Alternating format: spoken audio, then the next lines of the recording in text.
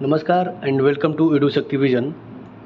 एडुटेरिया 7500 book का आज हम लोग 100वां नंबर सेट को प्रैक्टिस करेंगे, 100 नंबर सेट। पहला नंबर क्वेश्चन है कि वैदिक काल में गार्गी, मैत्री और कपिला का घर कहाँ था। तो ये तीनों जो है ये विदुषी थी और ये सब शास्त्रार्थ करती थी और मिथिला से बिलोंग करती थी। ऑप्शन नंबर हो जाएगा डी। अगला क्वेश्चन है अशोक के समानकालीन तुरमय कहाँ का राजा था। तो अशोक के समय तुरमय जो है ये मिस्र राजा था। ऑप्शन नंबर ए। अजंता की गुफा निम्नलिखित में से किसके द्वारा निर्मित करवाया गया था। अजंता की गुफा किसके द्वारा निर्मित कराया गया था। तो ये जो है 2 चरण में हुआ था। ये जो पहला चरण है ये हुआ था सातवाहन के समय और दूसरा जो चरण हुआ था वो हुआ था वाकाटक के समय। और ये जो है बौद्ध धर्म से संबंधित है। बौद्ध धर्म से महाराष्ट्र के औरंगाबाद डिस्ट्रिक्ट में है। महाराष्ट्र के औरंगाबाद डिस्ट्रिक्ट में है और 1983 में इसको यूनेस्को वर्ल्ड हेरिटेज साइट का दर्जा मिला था। तो इसमें ऑप्शन में ना ही सतवाहन है और ना ही वाकाटक है, तो ये ध्यान रखेंगे। 1993 बौद्ध धर्म संबंधित है, महाराष्ट्र के औरंगाबाद डिस्ट्रिक्ट में है।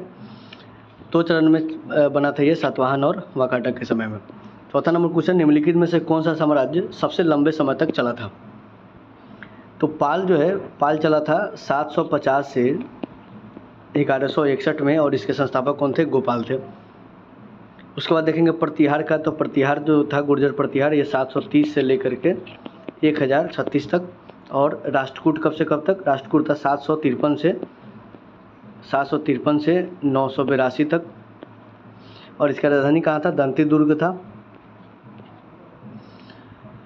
और एलोरा का गुफा अगर देखेंगे तो राष्ट्रकूट के समय ही बना था। उसके बाद सेन वंश है। सेन जो है 1070 से लेकर के 1220 तक।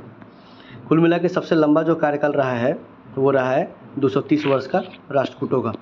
ऑप्शन नंबर हो जाएगा सी। उसमें अगर देखेंगे पाल, राष्ट्रकूट और प्रतिहार ये तीनों आपस में एक त्रिगुटीय संघर्ष भी चला था इन तीनों के बीच में, तो ये भी याद रखेंगे। 5वां नंबर क्वेश्चन है भारत में मोहम्मद गोरी को पहली बार किस शासक ने पराजित किया था।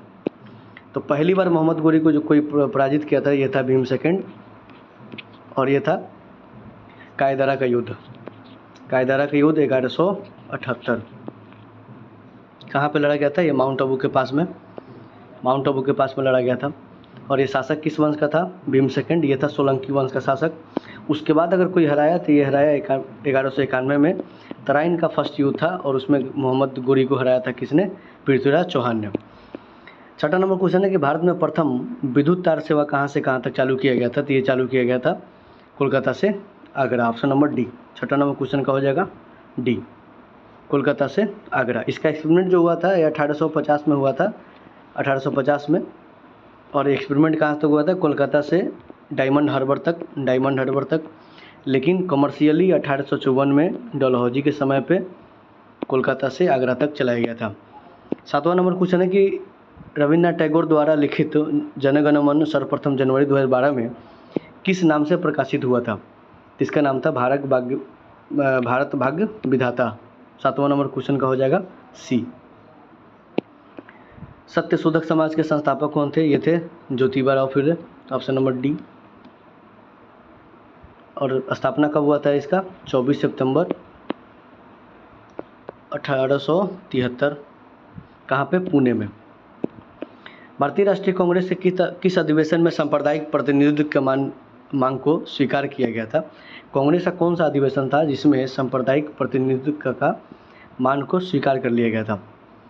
इसका आंसर हो जाएगा 1916 के लखनऊ के अधिवेशन। ये लखनऊ का अधिवेशन ये ऐसा अधिवेशन है जहाँ पे गरम दल, नरम दल, कांग्रेस और मुस्लिम लीग ये सभी चारों एक साथ मिल गए थे।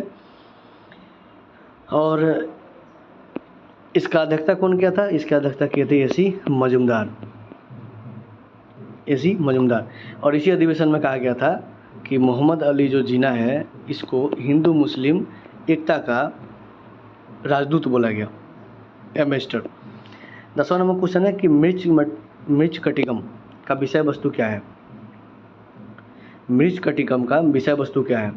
इसके रचनाकार कौन है, इसके रचनाकार है महाराज सुदरक। और ये संस्कृत नाटक है। महाराज शूद्रक जो है इसके राइटर है और संस्कृत नाटक है ये। और इसमें क्या मिलता है, इसका मृच कटिकम का अर्थ क्या होता है, मिट्टी का छोटी गाड़ी। और इसमें इसका जो विषय वस्तु है ये है एक धनी व्यापारी और एक गणिका की पुत्री की प्रेम गाथा। ऑप्शन नंबर ए। 11 नंबर क्वेश्चन है कि जालियांवाला बाग हत्याकांड की जांच के लिए कांग्रेस द्वारा समिति की निम्नलिखित में से कौन सा शामिल नहीं थे। जालियांवाला बाग का हत्याकांड जब हुआ तो उस समय 2 कमेटी बनाया गया। एक तो British East India company England बनाया, एक तो ब्रिटिश ने बनाया, उसका नाम था हंटर कमेटी। और हंटर कमेटी के अध्यक्ष कौन थे, विलियम हंटर। और दूसरा कांग्रेस ने एक कमेटी बताया, उसका नाम था तहकीकात कमेटी। और उसके अध्यक्ष कौन थे, इसके अध्यक्ष थे मदन मोहन मालवीय इसके अध्यक्ष थे। और उसमें मेंबर कौन कौन था, एक तो मोतीलाल नेहरू थे, CR दास थे, महात्मा गांधी थे और अब्बास तैयब जी। तो इसमें कौन नहीं था, इसमें लोकमान्य बाल गंगाधर तिलक नहीं थे। Option number C. British East India Company के चाय के व्यापारी के एकाधिकार को किस एक्ट में समाप्त कर दिया गया। तो समाप्त किया गया था 1833 के चार्टर्ड एक्ट में। और चाय और चीन पर एकाधिकार दिया गया था 1813 में। एक्चुअली में 1813 में सभी एकाधिकार को ख़त्म करके सिर्फ चाय और चीन ये दोनों पे एकाधिकार बरकरार रखा गया था और वो भी समाप्त कर दिया गया 1833 में। 12 नंबर क्वेश्चन का हो जाएगा सी। 1833 में ही क्या किया गया था, गवर्नमेंट का केंद्रीकरण किया गया था, सेंट्रलाइजेशन किया गया था। तो बंगाल का जो गवर्नर जनरल था, उसको इंडिया का गवर्नर जनरल कर दिया गया। और इस तरह बाकी जो गवर्नर जनरल थे उसको इसके अंडर में कर दिया गया। तो सत्ता का एकीकरण कर दिया गया, सेंट्रलाइजेशन कर दिया गया। इसी में पहला जो लॉ कमीशन है 1833 में फर्स्ट लॉ कमीशन का गठन किया गया था। और इसी का अगर देखेंगे धारा 87 के अकॉर्डिंग सरकारी जो सेवा है उसमें भेदभाव को अंत कर दिया गया था। ये सभी हुआ था 1833 के चार्टर्ड एक्ट के द्वारा। 13 नंबर क्वेश्चन है कि द्वितीय विश्व युद्ध के दौरान भारत की रक्षा के लिए किस देश के सैनिक को ब्रिटिश सरकार भारत लेके आई थी। ये लाई थी USA के, संयुक्त राज्य अमेरिका के, USA के। 1809 ईस्वी में प्रकाशित एक ईश्वरवादियों का उपहार नामक पुस्तक के लेखक कौन है। तो इसका आंसर हो जाएगा Raja Ram Mohan Roy. Option number C. अगला क्वेश्चन है विदेशी वस्त्रों की एवं शराब की दुकानें के सामने धरना बिहार के किस आंदोलन द्वारा किया गया। ये किया गया था सविनय अवज्ञा आंदोलन के समय। Option number D. आज के उग्रवादी कल के उदारवादी बनेंगे, ठीक उसी प्रकार जैसे आज के जो उदारवादी है कल के उग्रवादी थे। ये कथन किसका है, ये कथन है बाल गंगाधर तिलक का। 16 नंबर क्वेश्चन का हो जाएगा Bal Gangadhar Tilak. Option number A. Savarkar ने 1857 की स्वतंत्रता संघर्ष नामक पुस्तक की रचना कहाँ की थी। ये किया था ब्रिटेन में। Option number B. 17 का क्वेश्चन का हो जाएगा बी। असहयोग आंदोलन के दौरान स्थापित शैक्षणिक संस्थान एवं संबंधित स्थान के असंगत जोड़ों का चयन करें। तो 18 नंबर क्वेश्चन का हो जाएगा जामिया मिलिया इस्लामिया। ये कहाँ किया गया था, अलीगढ़ में किया गया था। कब किया गया था, 1925 में। बिहार विद्यापीठ ये पटना में 1921 में। काशी विश्वविद्यापीठ ये भी 1921 में। और गुजरात वाला विद्यापीठ 1920 में। तो ऑप्शन ए हो जाएगा इसका सही आंसर। ब्रिटिश के प्रधानमंत्री एटली की घोषणा के अनुसार भारतीयों को कब तक सत्ता सौंपनी थी। ये सौंपना था 30 जून 1948 में, लेकिन प्रेशर के अकॉर्डिंग 47 में ही कर दिया गया। बिहार राज्य का गठन कब हुआ था। बिहार राज्य का जो गठन हुआ था 1912 में हुआ था, 22 मार्च को हुआ था। इसलिए 22 मार्च को हम लोग बिहार दिवस मनाते हैं। अर्थशास्त्र को व्यष्टि और समष्टि, माइक्रो और मैक्रो में किसने विभाजित किया था। ये किया था रेगनर फ्रिश ने। Option number C. Ragnar Frisch में नहीं, जो इकोनॉमिक्स है उसको 2 पार्ट में बांटा था, एक माइक्रो इकोनॉमी और एक मैक्रो इकोनॉमी। नीति आयोग निम्नलिखित में से किस दिन अस्तित्व में आया। तो ये 2014 में आया था 1 जनवरी को। Option number C. इसके जो अध्यक्ष होते हैं उप प्रधानमंत्री होते हैं। निम्नलिखित में से कौन से मदें राष्ट्रीय आय में शामिल नहीं होती है। तो राष्ट्रीय आय में क्या शामिल नहीं होती है? ये होता है शेयर और डिवेंचर्स। शेयर जो होता है ये एक दूसरे में स्थापित होता है, मतलब वित्तीय संपत्तियों का हस्तांतरण होता है, यानी कि पेपर क्लेम्स होता है। ये राष्ट्रीय आय में शामिल नहीं होता है, ये बस एक हाथ से दूसरे हाथ में जाता है। किस संविधान संशोधन अधिनियम के तहत सिक्किम को पूर्ण राज्य का दर्जा दिया गया था? तो 35वां जो था 1974 इसमें क्या किया गया था? सह राज्य का दर्जा दिया था। और 36वां जो था 1975 इसमें क्या किया गया था? 22वां स्टेट के रूप में इसको पूर्ण राज्य का दर्जा दिया गया था। तो 36वां हो जाएगा ऑप्शन नंबर बी।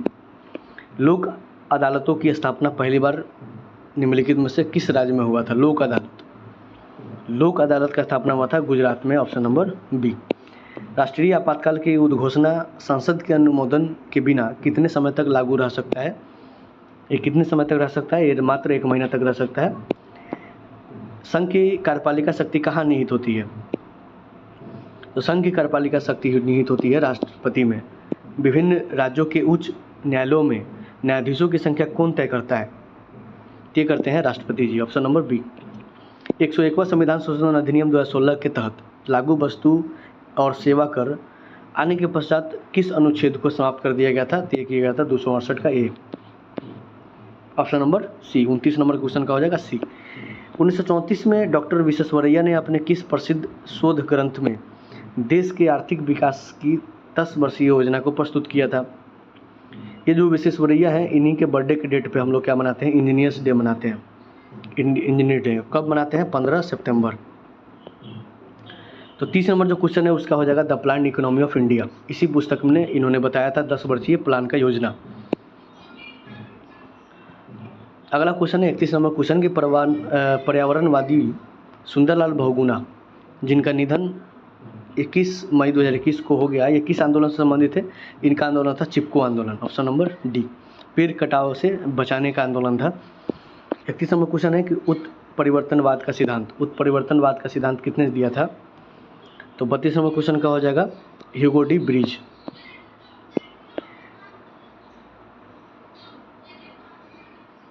आर्कियोपेटेरिक्स किसका संयोजक था? आर्कियोपेटेरिक्स। तो 33 नंबर क्वेश्चन को हो जाएगा ये सरीसृप और पक्षियों का संयोजक को बोलते हैं आर्कियोपेटेरिक्स। निम्नलिखित में से असत्य कथन की पहचान करें। असत्य कथन कौन सा है? तो पारिस्थितिक तंत्र में हरे पौधे उत्पादक का काम करते हैं, बहुत बढ़िया बात है। लोमड़ी एक द्वितीयक उपभोक्ता का उदाहरण है। वायरस एक अपघटक है, ऑप्शन नंबर सी इसका सही आंसर हो जाएगा, यानी कि यही गलत है। उसके बाद सर्वप्रथम टॉसले ने परितंत्र शब्द का प्रयोग किया था। निम्नलिखित में से किसे जंगल की आग के नाम से जाना जाता है? तो जंगल की आग के किसे बोला जाता है? ये बोला जाता है ढाक को, यानी कि प्लास को। वायरस के विकास के लिए किसकी आवश्यकता होती है? ये होता है जीवित कोशिकाएं का, ऑप्शन नंबर डी। जीव द्रव की खोज किसने किया था? जीव द्रव का जो खोज किया था ये किया था डुजार्डिन ने, ऑप्शन नंबर बी। जब गेंद जमीन पर उछलती है तब अचानक क्या परिवर्तित होता है? तो अचानक जो परिवर्तन होता है उसका संवेग होता है, option number B. Varicella zoster विषाणु में कौन सा रोग होता है? विषाणु से कौन सा रोग होता है? ये होता है चेचक, वैरिसेला जोस्टर। दरियाई घोड़ा को निम्नलिखित में से किस वर्ग के अंतर्गत वर्गीकृत किया गया है? दरियाई घोड़ा ये कौन सा होता है? स्थानीय होता है, यानी कि मेमल्स होता है। मानव नेत्र में प्रतिबिंब कहाँ बनता है? ये रेटिना में बनता है, ऑप्शन नंबर सी। कौन सी ग्रंथि फेफड़ा के बीच विद्यमान रहती है? तो कौन सा ग्रंथि है जो फेफड़े के बीच रहता है? तो कौन सा ग्रंथि है वो है थाइमस, यानी कि वाल्व ग्रंथि, thymus, option number C. 43 number question है कि अचार एवं मुरब्बे में जीवाणु का संक्रमण होते ही जीवाणु क्यों मर जाते हैं? ये मर जाते हैं क्योंकि जीवद्रव्य संकुचित के कारण, ऑप्शन नंबर डी। वृक्क प्रतिदिन लगभग कितने लीटर रक्त का शुद्धिकरण करता है? वृक्क मतलब किडनी, ये करता है 180 लीटर। खुला प्रसंजन तंत्र किसमें पाया जाता है? ओपन सर्कुलेटरी सिस्टम, ये पाया जाता है कॉकरोच में। 45 का हो जाएगा ये कॉकरोच। विद्युत बल्ब में क्या उल्लेखित किया जाता है? तो 46 नंबर का हो जाएगा शक्ति और voltage, option number B. Bulb के ऊपर जो है शक्ति और वोल्टेज का लिखा रहता है। सोडियम क्लोराइड में क्या होता है? सोडियम क्लोराइड यानी कि NaCl, जो नमक खाते हैं हम लोग। सोडियम क्लोराइड में क्या कौन सा बंध पाया जाता है? ये पाया जाता है विद्युत संयोजक बंध यानी कि आयनिक बंध। निम्नलिखित में से कौन सा विद्युत संयोजक मतलब इलेक्ट्रोवैलेंट बॉन्ड, निम्नलिखित में से कौन सा मिश्रण गहनों की धुलाई या सफाई हेतु प्रयुक्त होता है? तो हम लोग देखेंगे aqua regia solution. Aqua regia solution जो है ये गहनों का धुलाई और साफ करने में उपयोग करते हैं हम लोग। रेडियो एक्टिविटी का आविष्कार किसने किया था? तो रेडियो एक्टिविटी का आविष्कार किया था बेकुरल ने, हेनरी बेकुरल। निम्नलिखित में से कौन सा हाइड्रोजन का आइसोटोप नहीं है? आइसोटोप कौन कौन सा होता है? एक तो होता है प्रोटियम, ड्यूटेरियम और ट्रिटियम। क्लोरीन नहीं है, ऑप्शन नंबर डी। आगे स्मरणीय तथ्य देखेंगे कि एशिया महाद्वीप के बारे में जो पॉइंट्स है वो देखेंगे कि विश्व का सबसे बड़ा महाद्वीप एशिया है। विश्व का सबसे बड़ा द्वीप समूह इंडोनेशिया है। विश्व का सबसे बड़ा प्रायद्वीप कौन सा है? अरब प्रायद्वीप है। और प्रायद्वीप क्या होता है? प्रायद्वीप होता है जब तीन साइड से, बड़ा लैंड के तीन साइड से अगर पानी से घिरा है तो प्रायद्वीप होता है। और दुनिया का सबसे बड़ा प्रायद्वीप अरब प्रायद्वीप है। एशिया को अफ्रीका से अलग करता है सुएज नहर। और विश्व का सर्वाधिक विस्तृत पठार कौन सा है? तिब्बत का पठार है। विश्व का सबसे बड़ा मरुस्थल कजाकिस्तान है। स्थलरुद्ध देश कौन सा है? कजाकिस्तान है। और विश्व का सबसे लंबी नदी कौन सा है? नील नदी है। विश्व की सबसे लंबी नदी नील नदी है। विश्व का सबसे गहरा सागरीय गर्त कौन सा है? मरियाना ट्रेंच है, मरियाना गर्त है जो कि प्रशांत महासागर के बीच में है। और एशिया की सबसे गहरी झील कौन सा है? बेकाल झील है। विश्व की सबसे बड़ी झील कैस्पियन सागर है। और अंतर्राष्ट्रीय तिथि रेखा समानांतर बेरिंग जल संधि के होकर गुजरता है। स्वर्णिम चतुर्भुज के अंदर कौन कौन आता है? म्यांमार, लाओस और थाईलैंड आता है स्वर्णिम त्रिभुज के अंदर। और स्वर्णिम चतुर्भुज के अंदर क्या आता है? भारत के जो 4 महानगर है उसको जोड़ने वाला रोड को स्वर्णिम चतुर्भुज बोलते हैं, गोल्डन क्वाड्रिलेटरल। उसके आगे अफ्रीका महाद्वीप के बारे में है कि यूरोप को अफ्रीका से अलग कौन करता है? जिब्राल्टर संधि करता है। विषुवत रेखा, कर्क रेखा और मकर रेखा गुजरती है अफ्रीका महाद्वीप से। अफ्रीका महाद्वीप की सबसे बड़ी झील कौन सी है? विक्टोरिया झील है। और बुशमैन, पिग्मी जनजाति सब पाई जाती है अफ्रीका महाद्वीप में। विश्व की सबसे बड़ी हीरे की खान पाई जाती है कहाँ पे? दक्षिण अफ्रीका में, किम्बरले में। स्टैनली जलप्रपात कहाँ पे? कॉन्गो नदी पे है। और विक्टोरिया जलप्रपात कहाँ पे? जाम्बेनी नदी पे है। हॉर्न ऑफ अफ्रीका में 3 देश आते हैं, एक तो है इथोपिया, एक सोमालिया, एक जिबूती है। अंध महाद्वीप के नाम से जाना जाता है किसको? अफ्रीका को। उत्तरी अमेरिका के बारे में जो पॉइंट्स है वो है कि विश्व की नई दुनिया के नाम से जाना जाता है उत्तरी अमेरिका को, महाद्वीप को। नियाग्रा जलप्रपात है USA तथा कनाडा के मध्य में। सिलिकॉन वैली के रूप में जानते हैं हम लोग संत फ्रांसिस्को को। अंध महाद्वीप के नाम से जानते हैं अफ्रीका को, जो कि अभी ऊपर देखे थे। विश्व का सबसे गहरा जो बंदरगाह है न्यूयॉर्क है। विश्व की सबसे बड़ी ताज़े पानी की जो झील है वो है सुपीरियर लेक। तो आज ये सेट का समाप्त हो रहा है और अगला जो 101 नंबर सेट है उसमें मिलेंगे हम लोग। थैंक यू फॉर वॉचिंग, धन्यवाद।